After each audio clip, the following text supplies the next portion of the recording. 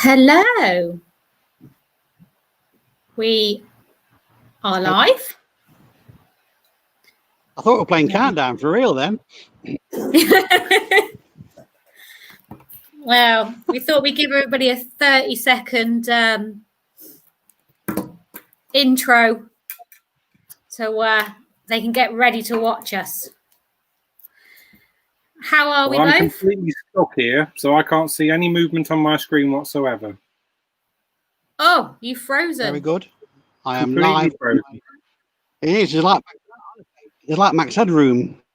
You do that I all don't know the why. time. Prior to you coming on, Paul, it was actually starting to work. I'm not going to lie. blame It's me. actually absolutely fine until you appeared. Wow. That's the effect I have on people. Oh. Yes, I'm live from my holiday. From your holiday backyard. home? Yeah. Yes. I thought you were in your holiday home. You're supposed to say you were abroad somewhere nice. I'm in Costa del backyard, a new place that I found. Yes. So, thank you both for joining me. Pleasure. Oh, I can hear you, but you're still frozen. It's all right. Yeah. But we can hear you. Don't know what's going to happen here. So it's going to look very strange every now and again during this. It's for some reason, my internet in this place is terrible. So we'll just have to get through it.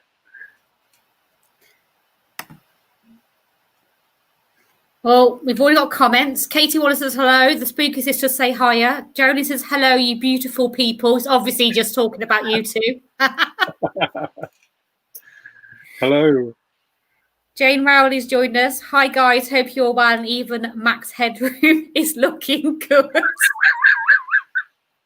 It's shocking. I don't know what to do about it. Can I? Oh, Paul's gone completely. Well, I could have said that to you before. Yeah, but you came back and Paul went, so I don't know what's going on. Okay. So, if you've got any questions for either Andy or Paul, please comment and let us know, and we'll pop them up on the screen. Can you hear me okay? Yeah, I can hear you. I just can't really see anything moving. I think it's actually crashed my system. Yeah, I think you've completely frozen. And Paul has totally disappeared. I don't know where he's gone, to be honest. He's completely gone. I'll tell you what. But these things are sent to try us. So I'll probably disappear because I'm going to get rid of Google Chrome and see if it works in another format. So just give me a couple of moments. Okay, guys, sorry about all that. Unfortunately, Paul and Andy are both having technical issues. So they've both just gone off for a minute and we'll be back on shortly.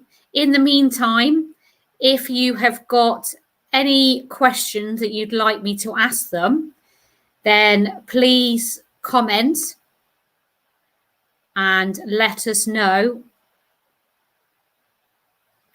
And I can put your questions across to them. I will let you know as soon as they come back on. Katie, I will pop your question up so you'll be the first question that I ask when the guys come back on, as soon as they're able to join me again. Not sure. Like I said, it's their connection, unfortunately. But bear with us. They will be back. And like I said, in the meantime, please put on any questions that you may have that you'd like me to put forward for you. And please like, share. We also now have a YouTube channel. So, okay, I'm making a note of these questions. Ready for when the guys come back on. I'm going to send them a new link. No, it'll be the same link. So they use the same link to come back on. So bear with me. I do apologise. Meaning, so we will be a little bit behind today by the looks of things because the guys are having technical issues. So in the meantime, hi Dawn, hi Katie, hi Lee, hi Jess, hi Tasha. As Jolene's just said, yep, don't forget to like, share and subscribe. Hi Mark, morning to you. Oh, afternoon, it's gone midday. Hi John. So, yes, sorry. So, yeah, make sure you are, hold on, here we go. I think Andy's coming back now. Andy is back with us. Hey. I think we've just lost Paul. Yeah, I mean, it's for whatever reason, it doesn't seem to be working very well. So we just have to crack on, and it might be audio that you get. So yeah, we'll just crack on. Okay, I've got a couple of questions for you. Katie wants to know, when are you guys going out investigating again? really good question. I mean, it's a difficult one, really, because I'm not convinced that everything is back to normal. We'd like to get doing the lives again, and obviously it would be brilliant to suddenly get everything to a point where we can also have guests on our lives. But I'm just not fully convinced that we're out of the woods with this pandemic. And I think until that point where we are a bit closer to kind of keeping things under control and doing events where we haven't all have to wear masks and that kind of thing, that I think that's the time when we will look to do it again. We're desperate to get back out in the field. We all want to use the new gadgets and gizmos and things like that we've got. But it's just, I don't know. And I'm not sure that the time's right. I mean, I see lots of people doing lives and streams all over the net. But I don't know. There's not a lot of social distancing going on in some of them as well. The virus isn't under control at this point in time. So I'm afraid until it is, that's my view. Yeah, admittedly, there's only 4 of us went out the other week, but we all wore masks and obviously had to social distance because of me. We didn't really have a lot of choice to do that. But yeah, I know what you're saying. What were you going to say, Paul? Sorry, I do apologise. Obviously, I joined. Sorry for losing connection there. But joined halfway through, and Andy's right, really. I think I said before to somebody else that we pride ourselves on interaction on events and on lives, and to wear masks and to social distance isn't something that we would do if we needed to, but we do. But on an event, we like the closeness and the hugginess and the touchy-feely kind of thing. So I think that's why, as a team, we've decided at the minute to suspend all events and lives until there's a time when we can get that interaction together. And a lot of people who come to our events know that's what we're about. We're huggy, feely people, and we like interaction and that kind of thing. So, and as Andy, and as you both said, people are doing lives and everything, and that's their choice. And events, that's their prerogative. But I think we've decided, Andy, myself, and Jane, so just for the time being, let's see what happens and do the paranormal thing. Interact on social media, take part in great things like this, and I mean, let's be honest. If it wasn't for COVID-19, this probably wouldn't have happened. So there are some positive to it, I guess. Yeah, I know what you're saying. I knew. Go on with the questions because we're going through all the comments and they're all disappearing. I'm having to go back up. Tasha's asking, how did you guys get into the paranormal in the first instance? Paul, do you want to go first? Yeah, I can do. I've always loved the paranormal. As a kid, I read ghost stories and watched films that probably shouldn't have watched when I was a kid, and then I got a book all about ghosts that's recently come back out, Osborne Books, and I read about Harry Price and Borley Rectory, I was fascinated about ghosts and spooks, but also UFOs and Bigfoot and the Yeti and that kind of thing. And I've always had a passion and an interest for it, going from books to watching films to researching it to writing about it to the magazine and to events and life. So it's always been part of my life for as long as I can remember. It's a passion, it's a hobby, and it's just something that I can't do without. There's not a day goes by when I'm not either looking at something online or reading a book or talking to Andy and others about the paranormal. It's just part of my life, and it has been for since I was a kid, for about 20, 30 years. No more than that, really. I'm only joking. I'm older than that. Yeah, I mean, same kind of thing for me, really. I think when you kind of very young, if you see something that inspires or captures your imagination, you kind of hook onto it. I remember watching early doors. There was a Disney film called The Watcher in the Woods. I'd have been about 5 or 6 years old, and it scared the bejesus out of me. But it scares the bejesus out of you in a good way, because it gives you that curiosity and fascination. And then you kind of see other things like maybe some of the old Hammer films that were knocking about at the time. I think what properly rekindled a love of the paranormal was when X-Files came onto the TV. I mean, having watched things like Scooby-Doo and all that kind of thing, X-Files treated this subject certainly in the early series, with a fair amount of seriousness as well as the special effects. And it was the first time probably that it dealt with it in such a way. I mean, then I think we had Ghost Watch as well, which was fantastic, and anybody that watched that at the time will probably have that ingrained into their psyche as part of this, because it was such a phenomenal program that kind of used the elements of the Enfield haunting and put it on telly and did a War of the Worlds with it. It's fantastic. So I think that was my building blocks. Another one was obviously the Phenomena magazine, which kind of detailed in a certain way all aspects of the paranormal. So whether that's fairies, whether that's UFOs, whether that's hauntings and all the kind of captured evidence, that was one of the things I think that probably again inspired me to do what we do now.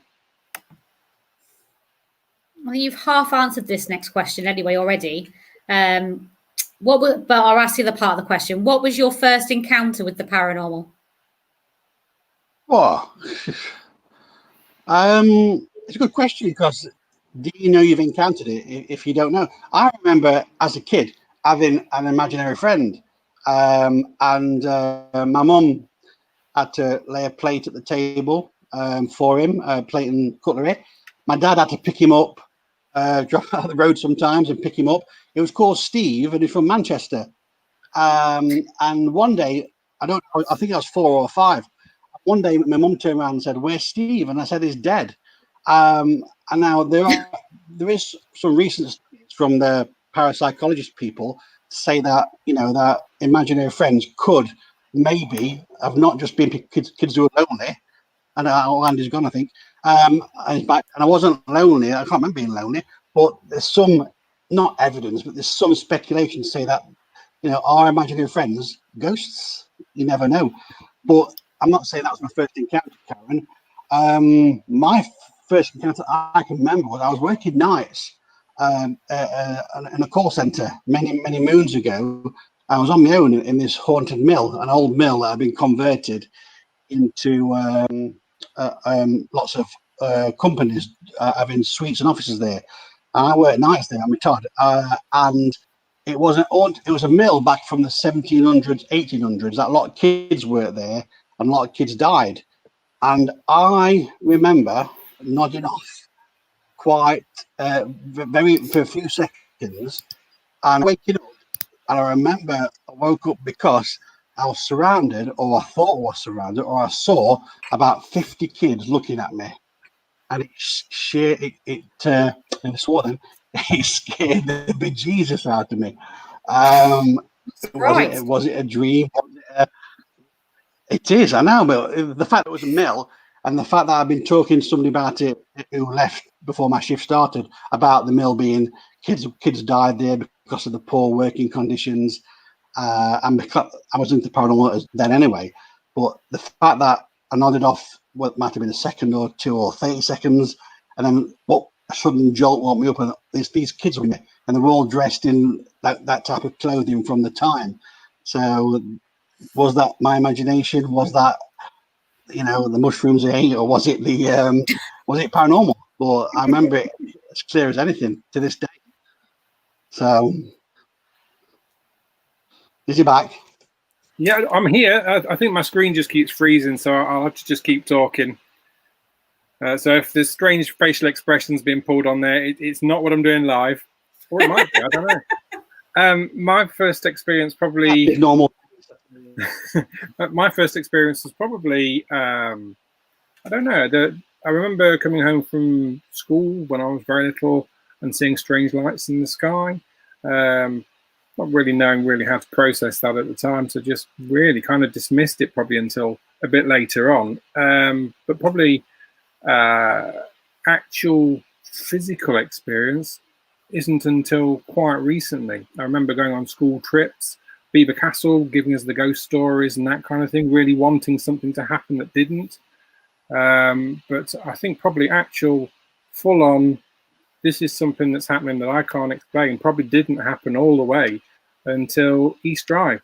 And Haunted Live just went and did East Drive on a particular night. We filmed it as well.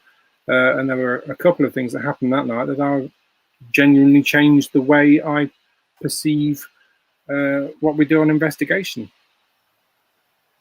Okay. Jon Snow, Paul, he said he read somewhere that you're very skeptical. Are you still, or has your mind been turned? And what was it that changed your views, if it has? I know. I read that. I read that too. I don't know where that's come from. I don't. I'm not. I mean, we all start out. I mean, nobody starts out a 100% believer, surely. I've always been inquisical. I wouldn't say skeptical. I'd say more wanting to be proved 100%. I know that's. I've heard you say that yet. before. Yeah. So if that's been interpreted as skeptical, then so be it. But now I've never been skeptical. I've read so many stories as kids, and I've believed it and wanted it to be true, and hoped it was true, you know, and that kind of thing. But no, John, I've read it too, and I don't know where I wonder if I said it in the years ago, but or something, or people have interpreted it to be that case. But I think I've definitely gone from. If I was 50-50, I'm probably more 80-20 towards believing with the things that have happened over the last 3 or 4 years, that I've been with people who I trust 100%, and things have happened and I can't explain. And sometimes my brain tries to work out how, why, what did I see, what could it be, that kind of thing. But I wouldn't say I'm skeptical. Inquisical, I think, is probably more of a better word. Yeah. Okay, is that actually a word? Wow. I've just made it up. Yeah. From I now just waffle on quizzical. along. Everybody knows that. Yeah, you have to use that in the magazine at some point somewhere. Got lots of questions coming in. Tracy will say, if either of you been touched by a spirit, i.e. a hand, felt, or something solid? You go first, and I was going to say, Andy, you want to go first? I mean, I've had more experiences the more that we've gone on and done our live investigations. I would say not actually physically touched. I mean, you get sort of like the head, you know, the hairs on your arms going up, hairs on your head being sort of raised, and that kind of feeling like you're being touched. But it's, to me, I think when we did Prism in Nottingham for the very first time, there was, we recorded this on as well, I think. I went back to this certain area that was called Boudoir, and absolutely convinced that Jason was following me. I went up the stairs. I was still chatting away, and as we got in there, I saw something move across the back wall, and I'm saying, "Did you see that? Did you see that?" and looked round, and there is nobody there. I heard footsteps coming up the stairs. But you know how when you walk with somebody that you know that they're behind you, they don't need to speak, but they're behind you. This was that experience, and it was absolutely spooky, because it just genuinely felt like he was there, and then a couple of seconds later he was there. And also, you know, the guy that was also helping us out on the night, he knew that I was speaking to somebody, but it wasn't anybody that was with me. So that was quite an unusual one, and I do remember that one quite well. Okay. What about you, Paul? What was the question? What was the question again? Sorry. About. Have you ever been physically touched, or thought you have? I don't know. That's the truth. I mean, I remember once at Haunted Antiques Research Centre, I woke up one morning and I had a burning desire to go. I don't know why. We weren't scheduled to go. There was no event there. There was no life planned. But it was on my mind from when I woke up until I spoke to Neil and said, Neil, I remember that. Anybody in tonight? Anybody in tonight? Because I've got a burning desire to come. I don't know why. I just feel like I've got to be there. Neil said, no, we're free. Nobody's in. So I spoke to the guys. They were all free. So we went up there, carte blanche, no live planned, no event scheduled. And it just felt like the energy was around us all the time. And the mirror that was there was drawing. Sorry, a fly flying around. The mirror was drawing us, and I put my hand on the mirror, as people have done in the past. And I mean, Andy will take up the story after I've spoke, but it felt like I could see my face, and then it went blank. I couldn't see anything. And then Andy said I was looking at them, and I wasn't, and my eyes had disappeared. So you going to pick up the story, And? Yeah, absolutely. I mean, we were it was in the sounds room, and we were on the table. Jason and myself were looking at him in the mirror, and his whole form changed. It was completely different. It was like it was slightly taller, thinner. His eyes had gone this really sort of dark, almost as though they'd gone. And it was just no longer Paul that was in there, but it was looking straight at us. And we'd already connected with something earlier in that evening, and it was really quite a strange thing to see. So, like, you're doing like mirror scrying, but not actually. Yeah, I mean, I've never done it. You weren't actually doing it. It kind of happens, if that makes sense. Yeah, it wasn't set up as any kind of scrying session. We weren't necessarily asking Paul to look into the mirror. We were literally touching this mirror, because the mirror in Haunted Antiques is believed to be potentially some kind of portal. And to be honest with you, I can fully understand why. We'd all had a bit of a stint of touching the mirror there. When I touched it, it felt like I was on deck on a ship or something like that, or a boat that was swinging from left to right. Like I was starting to get a bit wobbly before sort of coming off it. But yeah, it was very unusual, and seeing Paul just change physically, it was unusual. It is interesting, though. Like I said, I know that mirrors. I've had experiences there that I can't explain. Moving on, Katie says, "What are your guys' feelings on government holding back information, drip feeding the general public information on paranormal, aliens, and so on? Do you believe they know more than they are letting on?" Big question, that. Big question. I know. You want to go, Paul? Go on, Paul. She's got the hard-hitting questions, Katie. It's the very good, Katie. Hello, Katie, by the way. Yes, I think that there are records that we haven't seen. I don't know, in the archives that aren't released for some reason. I don't profess to be any kind of expert on anything paranormal or ufology, anything like that. But I reckon that they know more than they're letting on. I don't know why, whether it's fear of panic or fear of, causing worry or upset to the public. I don't know. But we've watched so many programs over the years that we tend to already think that even if we're wrong, we tend to think that there's life out there anyway, because of all the TV shows and the films that we've seen, that kind of thing. So I know the drip feed bits every now and then, like Roswell and that kind, that kind of thing, and we had our Rendlesham 40 years ago this year, that kind of thing. So if there is something and there are records, just release them. We're adult enough. We're really going through a massive pandemic right now. We're adult enough to do things that need doing. So surely, if there is evidence of aliens visiting us or UFOs being seen, that and the government having to act or something in the past, just tell us. Let's move on. That's my take on it.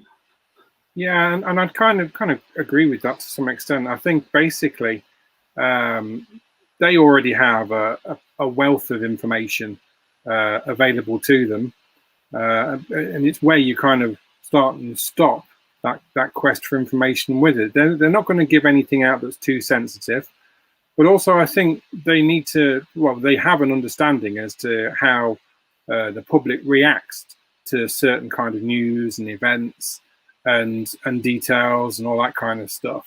And I think we are a different kind of people now to the people that we were in 1947 when whatever happened in Roswell happened. So I think if we kind of take that to the next level, then you now have the change in terminology from UFO to UAP. You have actual footage being released of things that are pretty unexplainable, the Nimitz one and all that kind of stuff, which is absolutely astonishing. To do that in also the other fields as well, I would absolutely believe that there's documents somewhere sitting in the corridors of power that are there, that can be released, but it's whether or not they believe, A, that it's the right time to release that information, or B, what they're going to do with that information ongoing. My personal belief is that, yes, I think all of this stuff's there. I think it's been there for a lot longer than the last century. I think this has been there for thousands of years. I think things change and adapt during the cycle. I think there's possibly, we are tweaked every now and again to a next level of understanding. And I think any kind of paranormal is probably normal to some people. And I just think at some stage, yes, this will be disclosed, but it'll be disclosed when people higher up than us believe that it's the right time to do so. Okay. Russ, one of our team, would like to know, can you please describe both your styles of investigating? Do you want to go first, Paul? Can do.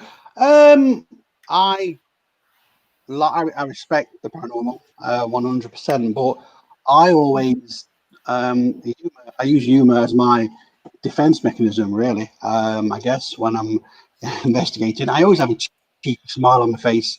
I always believe that, to me, the paranormal is a personal journey, and we all have to investigate the way that we want to. And I always try and be respectful, but humorous, funny, cheeky if I have to. And that's my way. It doesn't mean I don't believe or don't not believe or don't want to see something. It's just the way I go about life in general, to be fair. And I think if you have to change your modus operandi to investigate a haunted location and not what you are, then I don't personally think that's the right fit for me to do. I go into a haunted location or an event being me, as part of a team, running an event or doing a live or just ghost hunting in paranormal investigating. I don't think I need to be anybody different to be the person that I want to be investigating, if this makes sense. We're all, haunted live, four of us, myself, Andy, Jay and Si, and we're all different. We're all different beliefs, different levels of belief, different views of the paranormal, different perspectives. different takes on it, and it works. So to me, that shows that you don't have to have a standard rule or a standard way of behaving to be on a ghost hunt. Yeah, respectful is the key. You've got to be respectful of whatever's there, but you do it your way. And your way is your way. Nobody else should. You shouldn't change just because there are so-called rules and regulations on how to ghost hunt. I agree with that totally. It is all about respect for each other, respect for the field, and respect for location, spirits, so on. You know, that is a big thing. I agree. That's what you should be doing. That's only one thing I will say should be doing, because, like you say, I agree that you do everything your own way, but regardless of how you do things, always be respectful with it. Go on, Andy. Yeah, I agree with both of you. I mean, I think my personal style's changed an awful lot. I'm not necessarily the most photogenic for this kind of stuff. I'm not really necessarily putting myself out there as an investigator that wants to get on telly or anything like that. So when I go on these things, I'm genuinely trying to find and connect with whatever's there. I would say when I started doing this, when I was first invited into doing the Lives of the Haunted Live, I would say that I was a lot more skeptical than what I am now. And I know that there's things that I've seen and experienced and felt that I simply cannot explain comfortably through ordinary means. Some of this stuff is not paranormal. A lot of the stuff that we find on a night is not paranormal and can be explained away, but those little gaps in between, that's the stuff that fascinates me and keeps us going and trying to find out what it is that's there, because it could be any one of a number of things that's there that we can't properly explain. It could be spirit, or it could be something else, or it could be dimension, or it could be a lot of things. It could even be us as conduits seeing things that we don't necessarily know or understand with ourselves. So I find this whole thing fascinating, and that's what keeps me going. And I think it'll keep me going and keep me going. And anybody that comes up with a rational explanation to everything, I think we'll end up finding that rational explanation disappears very quickly after it's been torn apart as well, because that's the gap between faith and science. And I think that we're always going to get that on investigation. We're always going to have new experiences. And I think only if you go in with a very, very closed mind will you get nothing out of an event or an investigation. I agree. Wes Coleman has joined us. Hi, Wes. Hey, Wes. Yes. He said, where does Paul get his punny sense of humour? It's funny.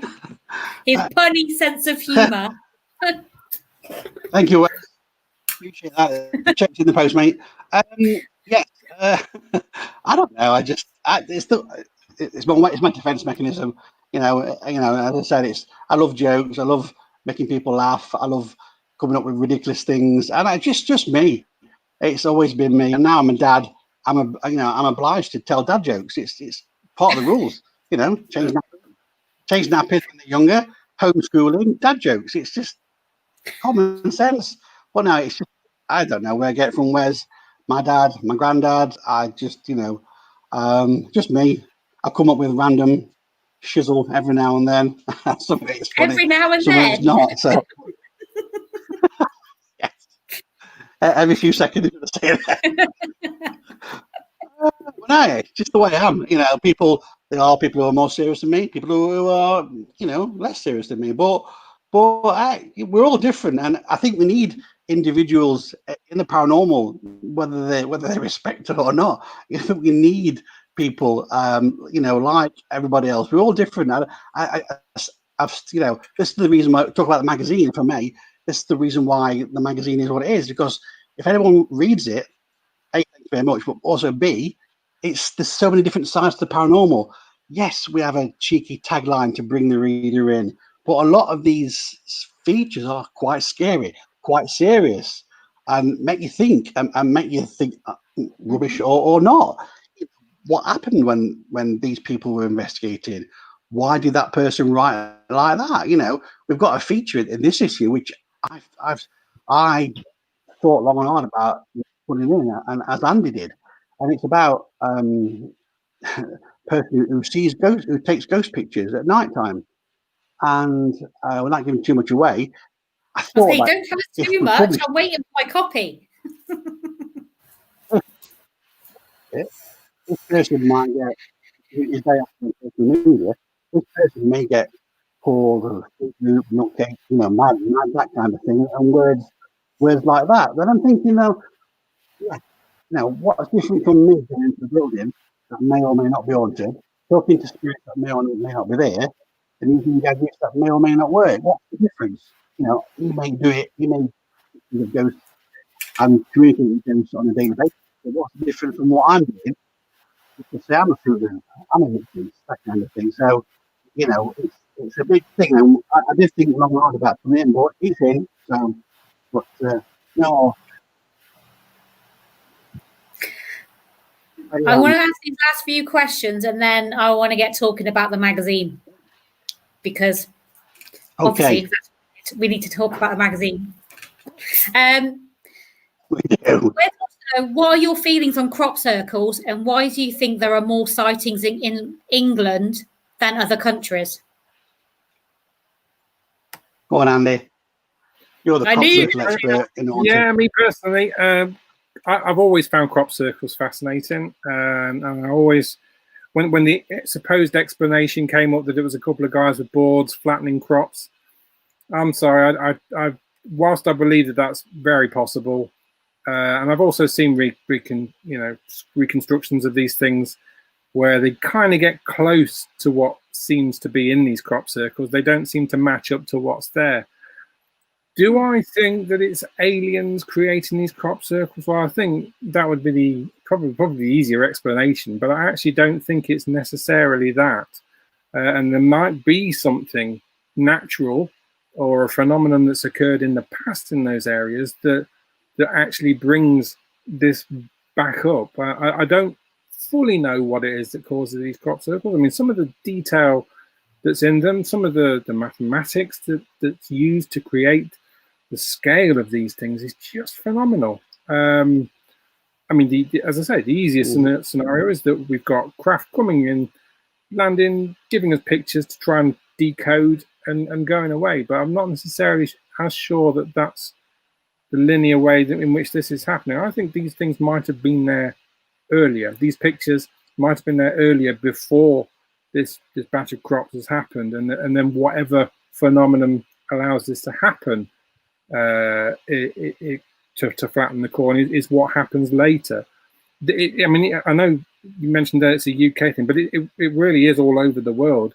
I just think that because it happens in agricultural land here, that farmers are a bit more on it straight away because they've just had their crop ruined.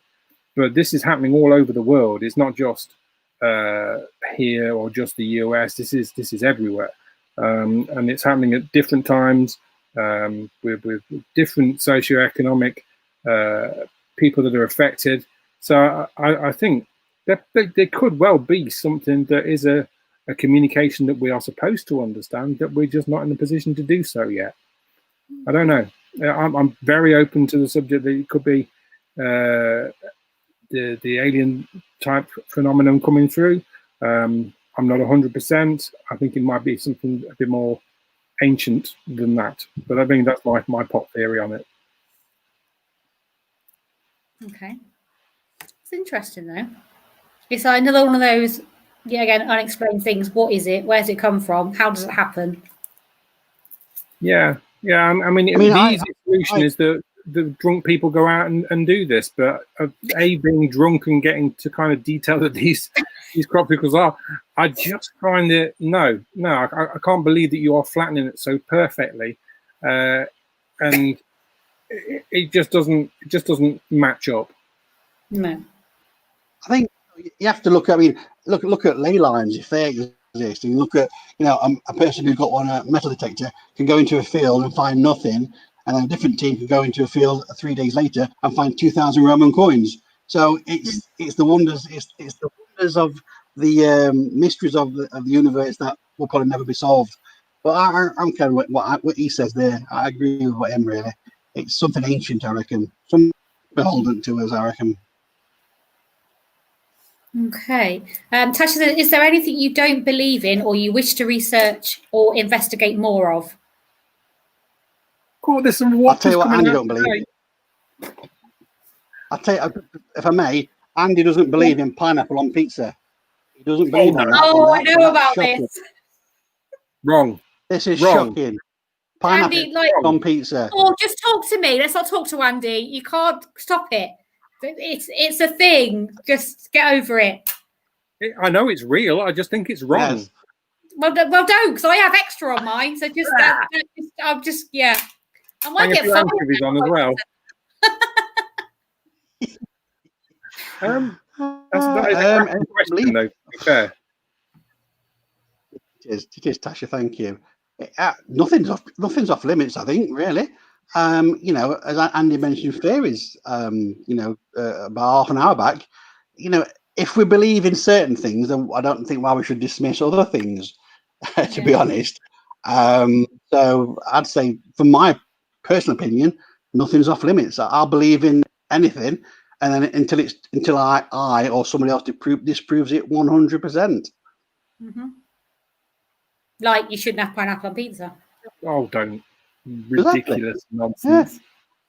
Yeah. Anyway, moving on. If I can just answer that point, I think the one thing that is so contrived is everything being demonic and demons at the moment. Yeah. And I genuinely think that we're looking at that side of the paranormal completely wrong. I think most demons probably come from within, with the investigator, or from certain people in society that choose to go out and do harmful things. And the likelihood that it is what we see on some of the shows at the moment, I think is a lot less likely.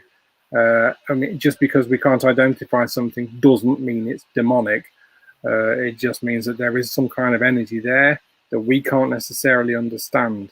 And I think that there's a lot of dark energy about. We've been to places where there's stuff happening that we can't understand or explain. I mean, we went to the Exorcist house where there's stuff in there that's really unusual. We captured some really unusual energy around the Bible in there that they had. That was just reacting. It was just it was a level of energy that we've not really experienced before.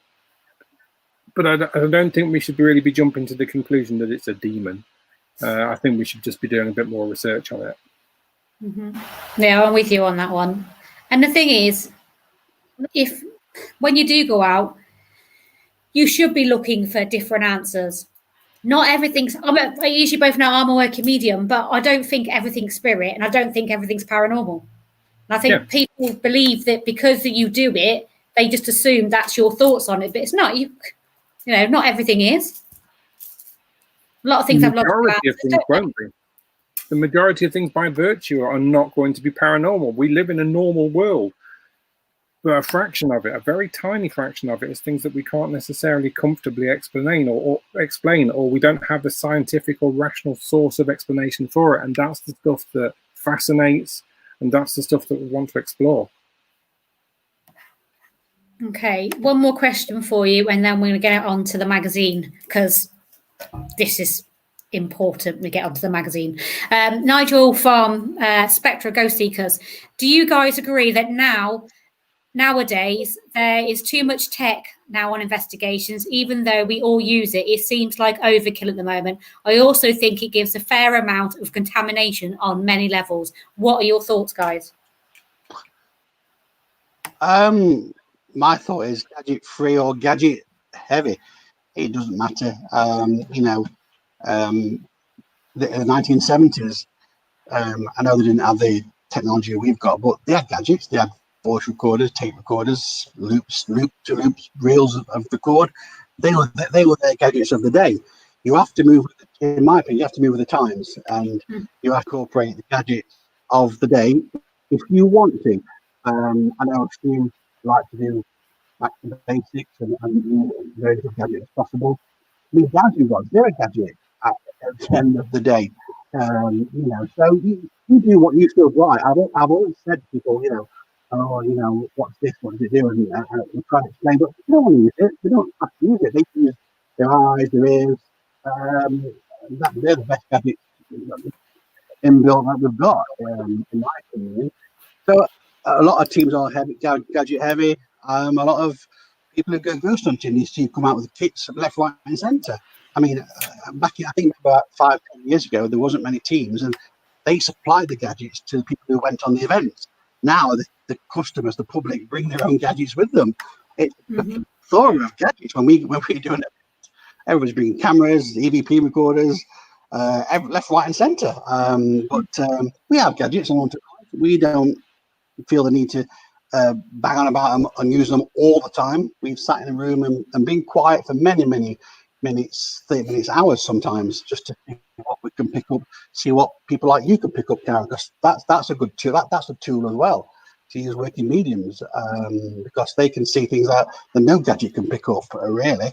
And then sometimes using the gadget and the medium together can provide interesting results. But it's down to personal choice. I keep banging on about it, but it's, whether you're a team, whether you're a public, whether you're an event company, whether you're anybody, it's all about doing what you want to do, add gadgets or not. So that's my take. Do you want to add anything, Andy? Yeah, I mean, I completely agree with Paul. I think, we live in a gadget-based world. I mean, we've never been able to do this 20 years ago without an army of cameras and wires and all this kind of stuff, and then a space and platform on television. I think as gadgets progress, as the technology to try and capture what we're looking for progresses, why wouldn't we use it?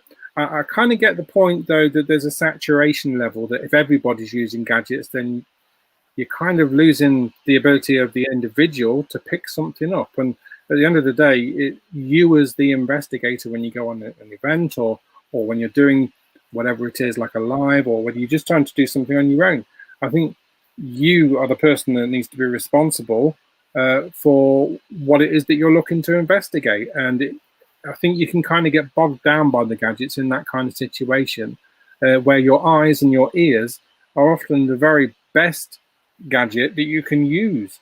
So I mean, I'm always happy to see a new gadget that shows me or gives me access to trying to find something, but it's not the be all and end all of what I'm trying to achieve on an investigation.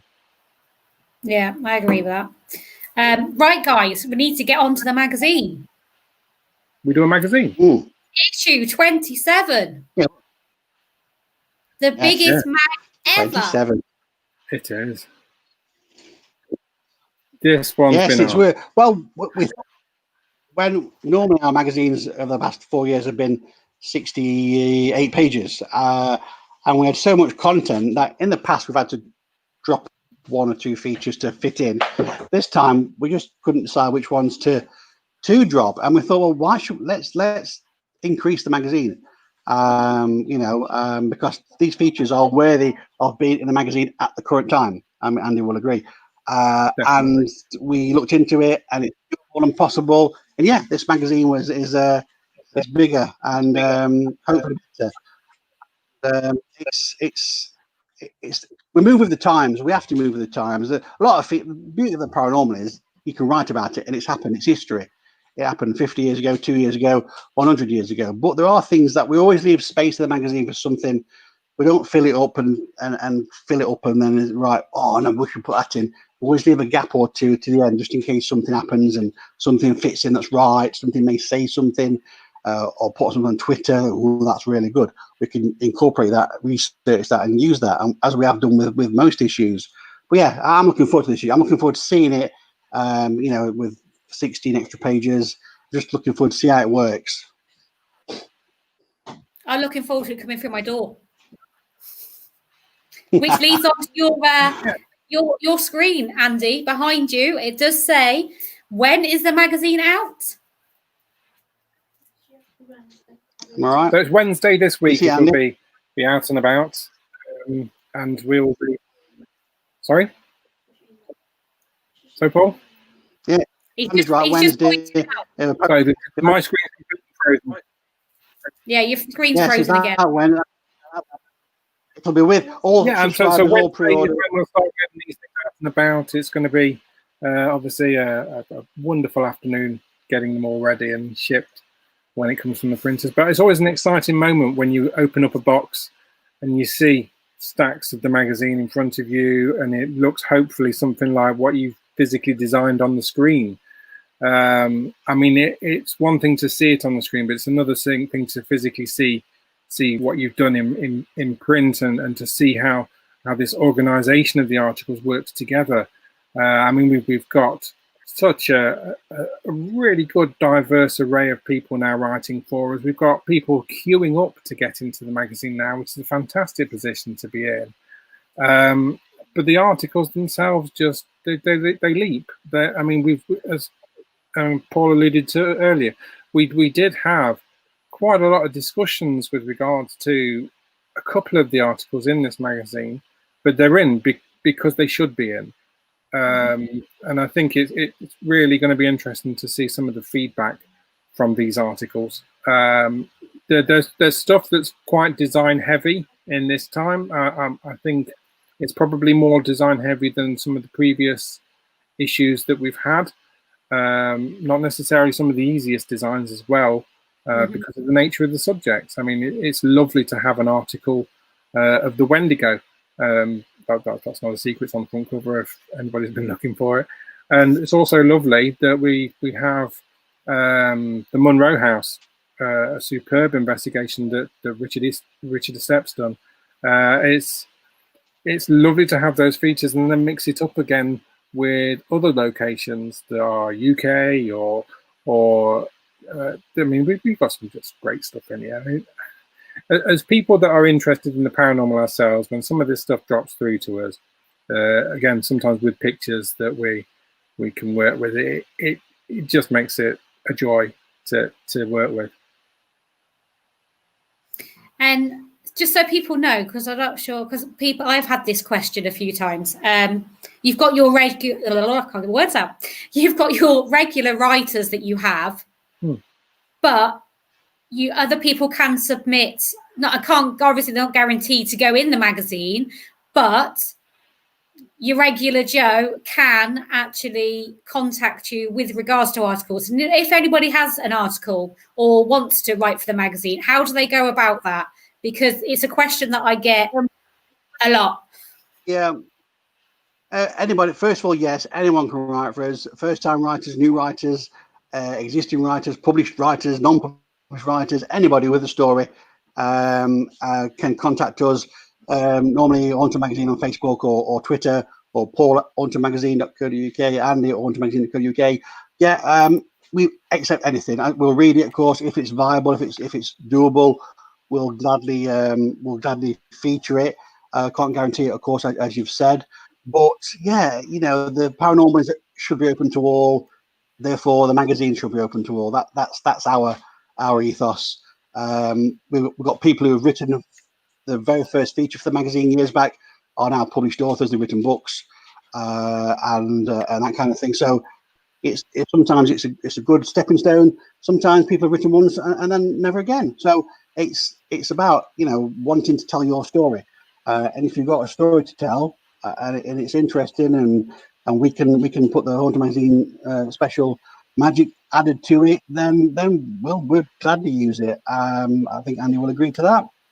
Definitely, and wherever possible, even if it doesn't make it into a print version of the magazine, as we expand, we do have the app version, and there's always scope for it to go into the app version as well, because that's a bit of a cheaper and more accessible way for us to kind of get features in there. Sometimes as well, if somebody's got some interesting footage that they want to share, we can blog it or we can put that in our app. We've got a diverse way in which we get stuff out. We can kind of use all of the resources to get the information out there. I think it's always quite refreshing sometimes when you see a new author or writer come through, because they don't write like what you've previously experienced. And so you're kind of seeing something different from another person's eyes. And I think that's always especially for the magazine, keeping it fresh, a great way to be. That's great. I think can also just say that. Sorry, I was going to say we also now have an advertising executive on our team.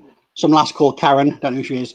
But you know, we if anyone wants to advertise in the magazine, she is the lady to speak on that one. I went, this lady here is the person to contact. Same emails below, karen@hauntermagazine.co.uk.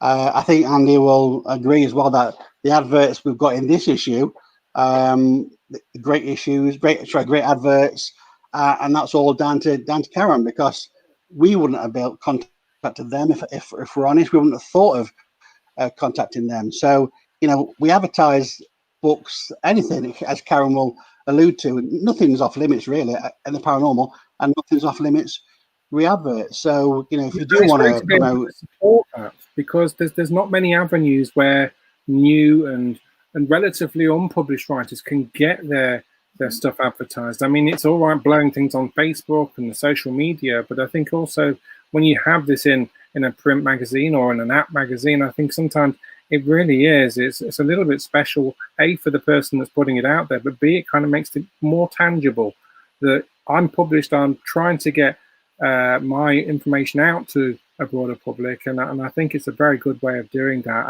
And also, it isn't just the simple thing of a book to promote or something like that. If you're a ghost hunting company, if you're a place that's got the ability to do ghost hunts and you want to advertise your wares, and this is a very good forum to do that, because you're getting to like-minded people that you wouldn't normally necessarily get to by going to a mainstream magazine as such. So I think certainly the work that Karen has done this issue is tremendous. You'll see a difference in this magazine as a result of it. I think the whole fact that we're able now to get to an 84-page magazine is in a big way down to the whole team and the whole army of writers that we have getting together and doing this now. It makes me really quite proud in what we do, and it's getting bigger and better with every single issue. What we do need is for people to get the word out there for us, because if we want to get bigger again, then people, number one, got to be buying more of these things for us. And number two, it's just share. Whenever we put something out, we need your help to do that. And we've got the biggest audience that we've ever had at the minute. And it's nice to be across in Australia. It's nice to be across in the US. There's also little pockets of places in Europe that we're starting to get through to now. But we want to try and get to as many people as possible. So, and with the team that we've got now, we're starting to see evidence that that's growing, and that's absolutely fantastic. I'm really thrilled and proud to be a part of what we do at Haunted. And also, any venues out there that might be tuning in, you can actually become a stockist also. So yet again, contact. I've put the links there. So drop an email if you'd like to become a stockist. You don't have to be UK based to become a stockist. So this can go worldwide. So if you want to become a stockist, get in contact, give some details and find out more details and become a stockist. Because that is something else that you can get involved in and do as well. It's a great way of featuring your location as well. I mean, there's a lot of new avenues now that's coming through, and new places that we're starting to see that may well be haunted. That you don't necessarily have an easy forum to get out there. Well, join us, come and have a look. We'll get to people that are in that position, and it's a good way forward. And if you're selling that magazine for us, then you know that you're growing our audience and growing yourself in the process. Right, guys, that hour's gone pretty quick. I'd say thank you very much for both joining me, and hopefully you'll join us at our physical events next year, as in when you possibly can. Just want to say thank you for giving me the opportunity to be part of Haunted Magazine as your advertising exec, and thank you for being part of today's event, because as you know, I try and put as much work in as I possibly can, and it means a lot to me that you guys have been part of something like this today after you've given me the opportunity to be part of your magazine. So I just want to say thank you for everyone to watching. Please continue to watch throughout today and tomorrow. The links are in the comments to contact Paul and Andy, and I've popped my link in there if you'd like to advertise also. So that's goodbye for me. Thank you both very much. Thank you.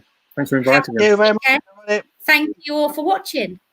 And here's to an even bigger hashtag issue 28. Oh, stop it. I knew I had to get that one in. Yeah. Thank you. Thank you very much. Thanks for having us.